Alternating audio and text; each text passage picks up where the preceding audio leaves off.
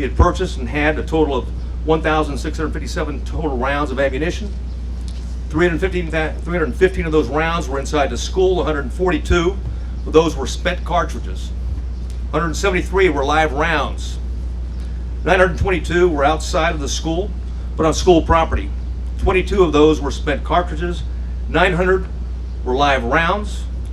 422 were at the crash site. 22 were spent cartridges. 420 of those were live rounds.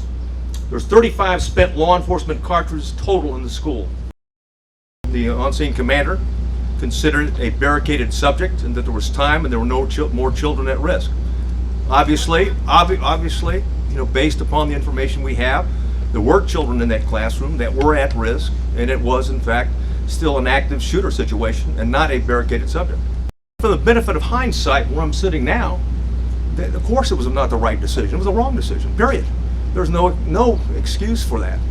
But again, I wasn't there, but I'm just telling you, from what we know, we believe there should have been an entry at that as soon as you can. To me, and I'm curious for your take on this, I think the thing that ties this entire performance together is the militarization of the police.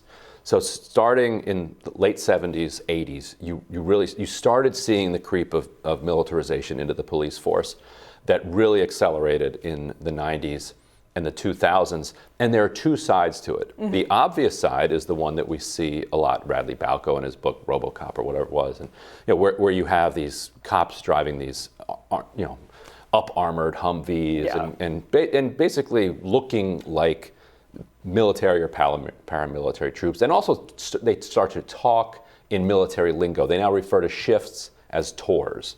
Like an 8-hour shift, they'll say, "I finished my tour." Right. Like, no, you finished your shift. Right. And so they start to see the community as hostile terrain.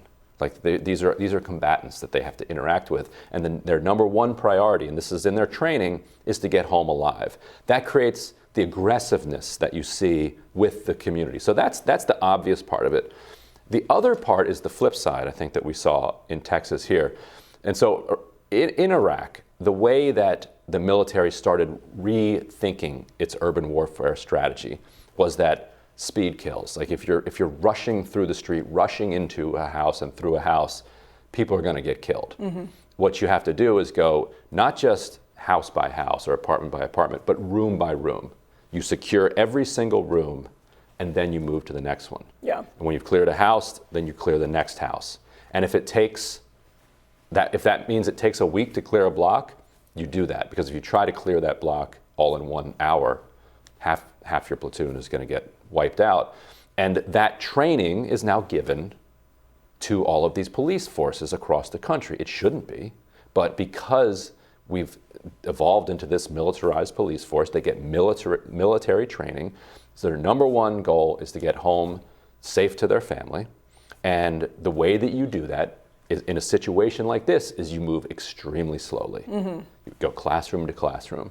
And so while you'd have 19 people bleeding and in pain and in need of medical care, who knows how many could have been saved if yes, they got in there before, they are securing the premises, following their military training, which says that the way to reduce their own casualties, their own the risk to themselves, is to not move with any speed, because speed is what's going to get them in trouble. And so as long as they continue to adopt this military mindset to policing, I think this is the kind of thing we'll see. And the other military part of it is that press conference. That's a very military press conference. It did feel like it. And I think those videos underscore exactly what you're talking about when you see these anguished parents experiencing the worst moments of their lives, begging the police to do something. And we have on footage parents being accosted by police. Well, there's a shooter inside the school. Parents are trying to save their children and would happily rush into the school and do it themselves if the cops won't,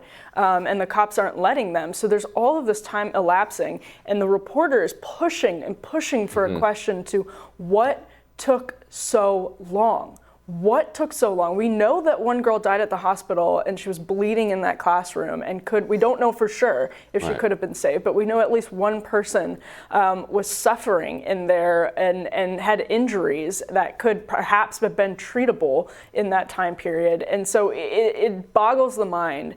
And if the answer is because they were following training, and if that training is from a militarized blueprint, we are, after all of this, we spend days in this news cycle, and everybody is outraged and wants to do everything. Time moves on. We go through the pattern several times a year, it feels like, and then something like this happens where there are all of these opportunities to intervene and to take preventative measures, and it doesn't work. Yeah, and after Mike Brown was killed in Ferguson, there was this massive show of militarized force by all the local police forces. There was a moment where there was a national conversation around police militarization, and people were like, wait a minute, why does this police force that has 6 officers have 6 up-armored Humvees? Right. Like, what, that looks like, is that a cannon that they brought out? Like, what is going on here? And unfortunately, and there was momentum to roll that back and say, no, you know what? If you want to join the military, join the military. If you want to protect and serve your community, then you join a local police force. There was momentum in that direction. It got moved off into kind of more different types of police reform or defund the police or other more kind of radical solutions.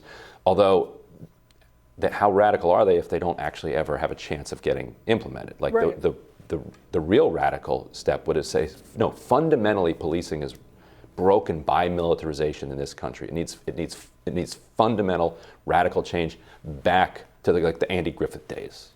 Yeah. Like Andy would have run into that school.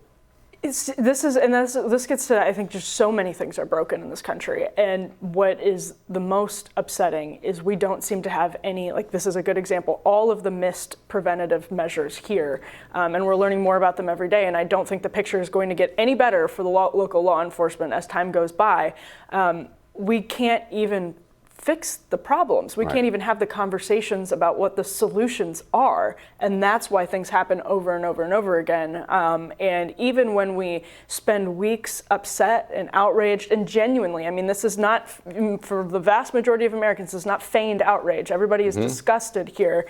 But even with all of this emotion and all of this desire to stop the problem, we can't. Yeah, I think, we need to remember that this isn't cowardice. Because, as you saw, a lot of police officers went in and got their own kids.